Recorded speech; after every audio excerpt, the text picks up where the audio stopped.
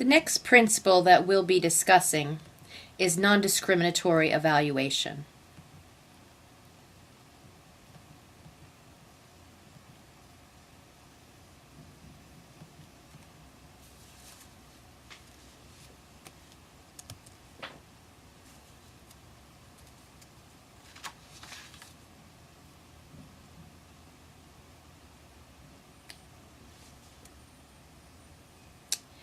So the first thing to address is, what is the purposes of evaluating a child? Well, the purpose in terms of an initial evaluation is to decide whether or not the child has a disability, and does it rise to the level of needing special education, especially designed instruction and related services. Or in the case of when we're talking about reevaluation, which by law is every 3 years, whether the child continues to have a disability. And of course, we're always looking to determine what are the educational needs of the child's present levels of academic and functional performance, and again to reevaluate what types of related services, whether or not they should continue, and whether or not any additional specially designed instructions, additions, modifications are needed to enable the child to meet their goals in their IEP.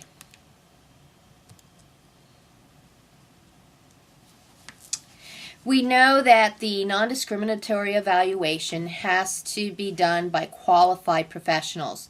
The students' parents are certainly a part of the multidisciplinary team, and they're a part of the evaluation, in that they're going to be providing useful information in terms of their observations around their son or daughter, particularly strengths and areas of need.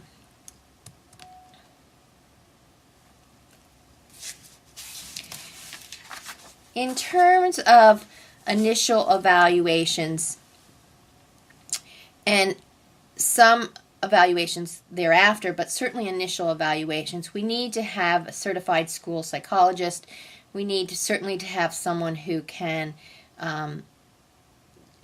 implement the testing, and that person is designated for, required for a number of disability categories, to include children on the autism spectrum disorder, children with emotional disturbance, children with intellectual disabilities, children with multiple disabilities, children with other health impairments, children with specific learning disabilities, and children with traumatic brain injury.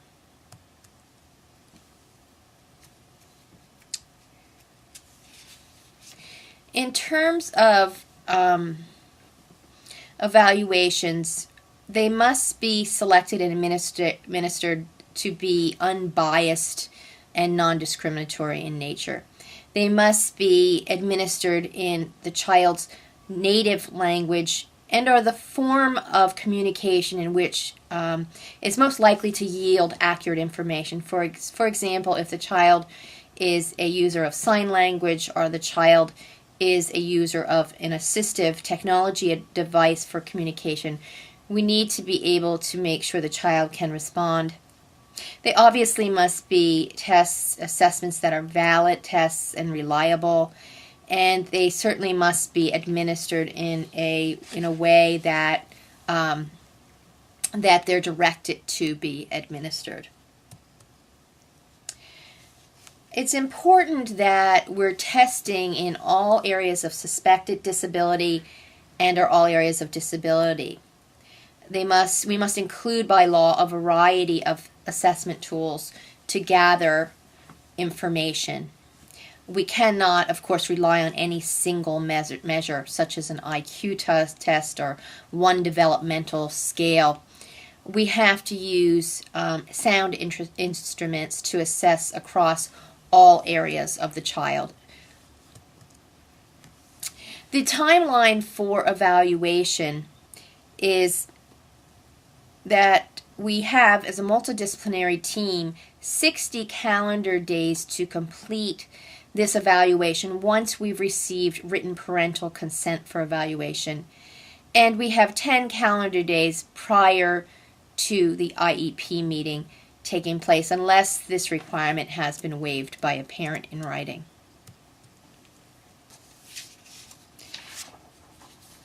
The multidisciplinary team, the IEP team, must review the evaluation report or reevaluation report, of course. They have to review all of the data. They have to review all of the observations submitted. They have to review current classroom data, so current curriculum-based assessments. They have to essentially review a lot of data. And on the basis of that review, they may decide that they need additional data. And they may certainly come to conclusions about the child's disability, whether or not it rises to the level of needing special education services. In terms of a reevaluation report, it has to be provided to parents within 60 school days from the date on which the agency is able to document that it has made reasonable efforts to obtain parental consent. And if the parents have failed to respond. So essentially what we're saying here is that for a reevaluation, the district can move forward with a reevaluating a child without parents' consent. Obviously, there must be effort to obtain that consent. We cannot move forward with an initial evaluation without parental consent. Students with intellectual disabilities must be reevaluated at least once every 2 years. This is different than every other category of disability. And the copy of the reevaluation report must be presented to the parents again at least 10 school days prior to the IEP meeting unless the parents waive this requirement in writing.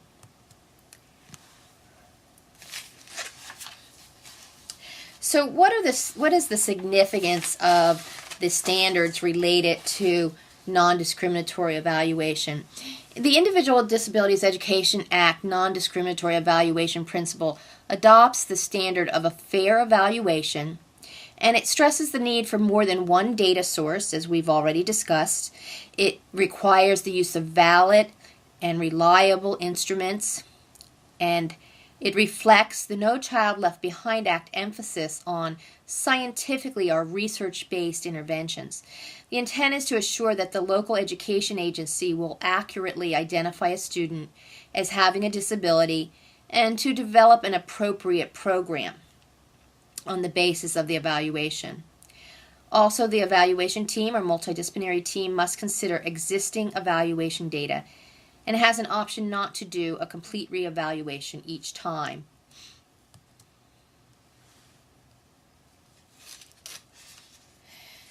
In terms of IDEA 2004, the multidisciplinary team may not determine a student has a disability if the determinant factor is lack of appropriate instruction in reading, lack of instruction in math, or limited English proficiency. So what are we saying here? That if the child is having great difficulties scoring low on certain assessments, etc., we cannot give the child a label of having a disability if it is a result of poor instruction or limited English proficiency. So by including this language from the No Child Left Behind Act into Public Law 108-446, which is IDEA, we have essentially set forth substantive standards for exclusion from special education. So again, excluding those children who are having difficulties due to language or poor instruction. This ensures that children from language minority groups or educationally impoverished districts and schools will not be made eligible for special education solely on those factors. And this is reflecting a continuing concern with overrepresentation of minority students in special education. So you can see how IDEA and NCLB really are addressing the disadvantaged population as well. So disadvantaged due to educationally impoverished environments, as well as difficulty due to being an English language learner. So we know that each school district has to come up with a special education plan that ensures that these policies and procedures will be followed, and particularly in relation to the last slide, policies and procedures to prevent the overrepresentation of minorities in special education.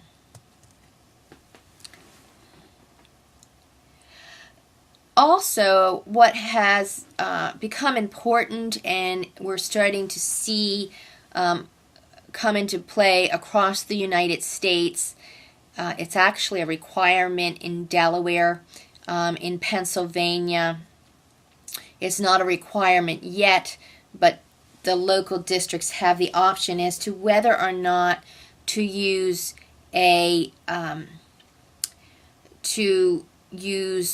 the process that determines if the child responds to scientific-based, research-based intervention as to whether or not to label a child with learning disabilities. So in the past, to label a child with learning disabilities, we used what was called the severe discrepancy model. So the child had to be showing a severe discrepancy between their achievement and their intellectual ability, meaning that they were exhibiting normal intellectual abilities but low achievement.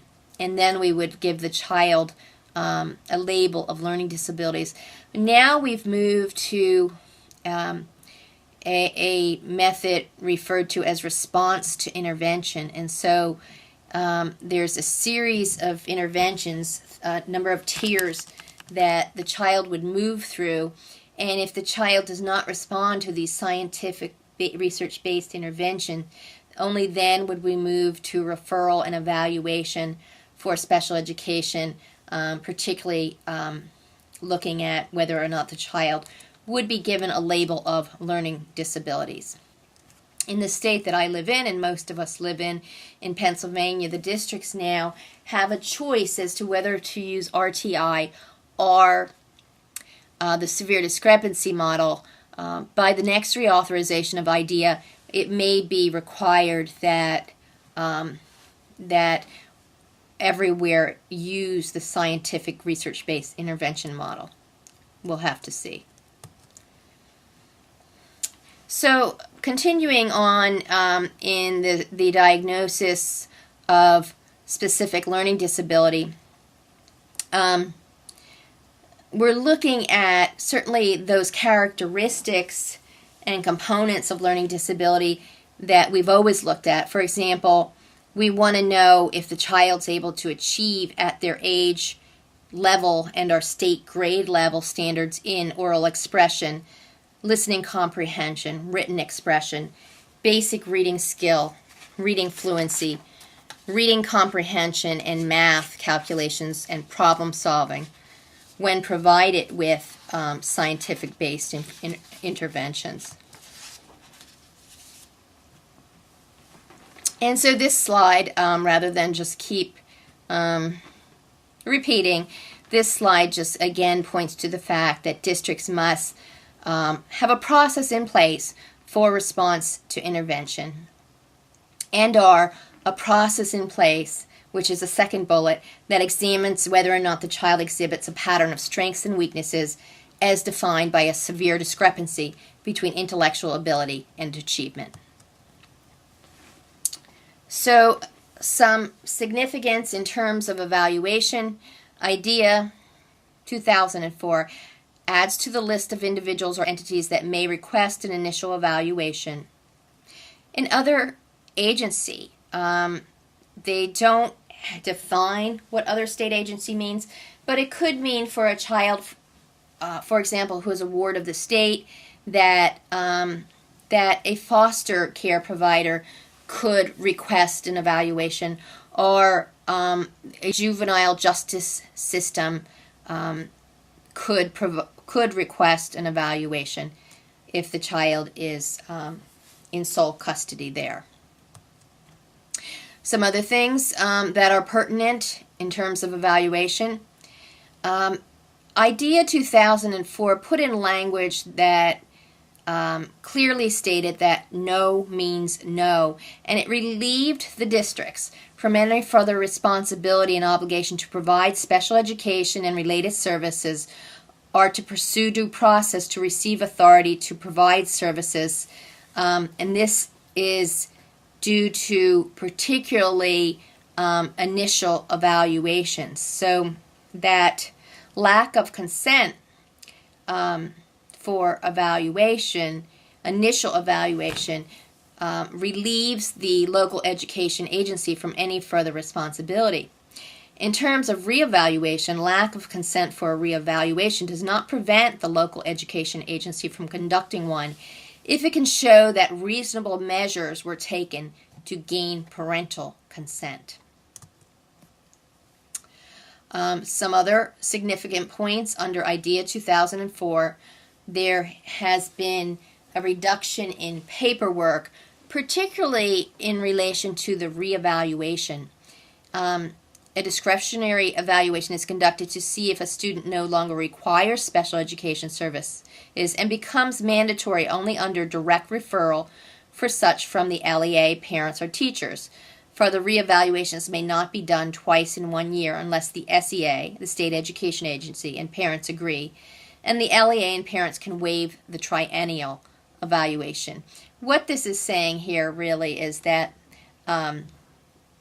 that essentially this reevaluation process can be streamlined, it can be waived, and it is certainly part of the IEP process. We also do not need to perform reevaluations when we're terminating services for a child due to graduating or aging out of the special education system. Instead, we're producing a summary of academic achievement and functional performance, or SOP, and this is seen also as a reduction in evaluation paperwork, and also is a benefit to post-school service providers.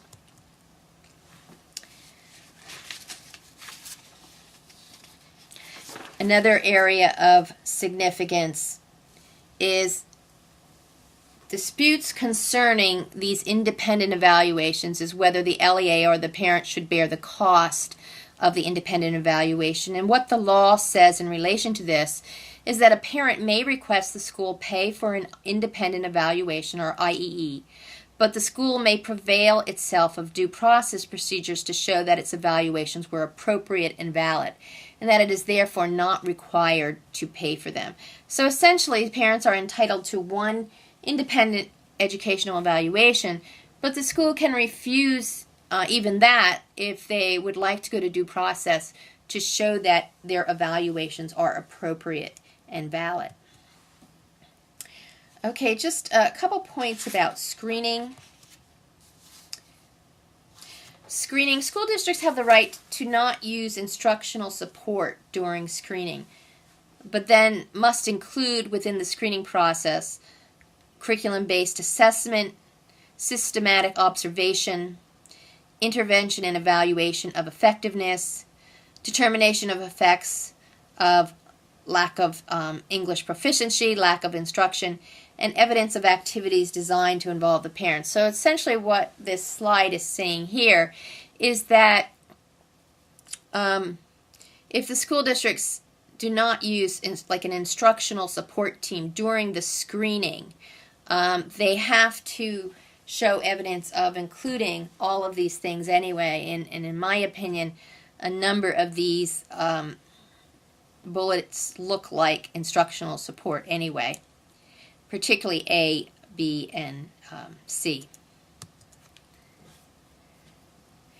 If any of the activities have produced little or no improvement within 60 school days, students shall be referred for a non-discriminatory evaluation, a full evaluation, to determine whether or not the child needs special education.